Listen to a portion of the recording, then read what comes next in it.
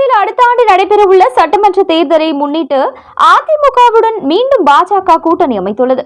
இதனைத் தொடர்ந்து அதிமுகவை வலுப்படுத்தும் விதமாக அக்கட்சியின் பொதுச் செயலாளர் எடப்பாடி பழனிசாமி மக்களை காப்போம் தமிழகத்தை மீட்போம் என்ற பெயரில் தமிழகம் முழுவதும் மாவட்டம் வாரியாக சுற்றுப்பயணம் மேற்கொண்டு மக்களை நேரில் சந்தித்து வருகிறார். மேலும் அந்த வகையில் 4வது கட்ட சுற்றுப்பயணத்தை முடித்துக் கொண்டு இன்று திண்டுக்கல் மாவட்டம் ஒட்டன்சத்திரத்தில் தன்னுடைய 5வது கட்ட சுற்றுப்பயணத்தை எடப்பாடி பழனிசாமி தொடங்கியுள்ளார். அப்பொழுது பேசிய அவர், ஆட்சியில் இருந்தாலும் சரி இல்லாவிட்டாலும் சரி தமிழக மக்களை துன்பத்திலிருந்து அவர்களை காப்பாற்ற அதிமுக எப்பொழுதும் முன்னின்று செயல்படும் என்று கூறினார். அதிமுகவில் உள்ள இரு பெரும் தலைவர்களாக இருக்கக்கூடிய தலைவர் எம்ஜிஆர் அவர்களும் புரட்சி தலைவி அம்மா ஜெயலலிதா அவர்களும் மக்களுக்காகவே வாழ்ந்தார்கள். அந்த பெரிய தலைவர்களுக்கு வாரிசுகளே இல்லை என்று கூறினார். மேலும் அவர்களுக்கு வாரிசுகளாக மக்கள் நீங்களே இருந்தனர். அதிமுக கட்சியை எத்தனையோ பேர் முடக்க பார்த்தார்கள், சில உடைக்க பார்க்கிறார்கள். இதையெல்லாம் கண்டு அஞ்ச போவது கிடையாது. மேலும் இத்தகைய எண்ணம் கொண்டவர்களை மக்கள் துணையோடு தவிடுபொடியாக்கி வருவதாக எடப்பாடி பழனிசாமி கூறினார். தொடர்ந்து பேசிய அவர், அதிமுக என்பது தொண்டர்கள் நிறைந்த கட்சி. அதிமுக எப்பொழுதும் உயிரோட்டம் உள்ள ஒரு கட்சி. அதிமுகவை எந்த ஒரு கொம்பனாலும் உடைக்க முடியாது.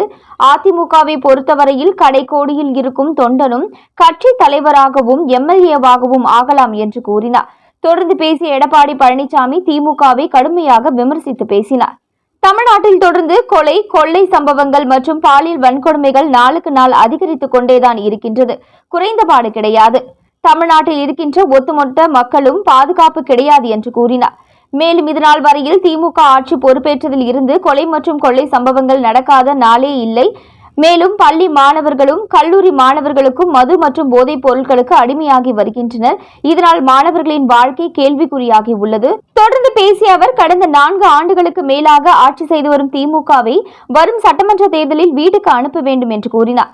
நல்லாட்சி மலர வேண்டும் என்றால் தமிழகத்தில் மீண்டும் அதிமுக ஆட்சி வர வேண்டும் என்று எடப்பாடி பழனிசாமி ஒட்டன்சத்திரம் பிரச்சாரத்தில் மக்களிடையே பேசினார். மேலும் அதிமுக முன்னாள் அமைச்சர் செங்கோட்டையன் அதிமுகவில் முக்கிய பொறுப்பில் இருந்து பிரிந்து சென்றவர்களை மீண்டும் கட்சியில் இணைக்க வேண்டும் என்று எடப்பாடி பழனிசாமிக்கு கெடு விதித்து இருந்தது குறிப்பிடத்தக்கது.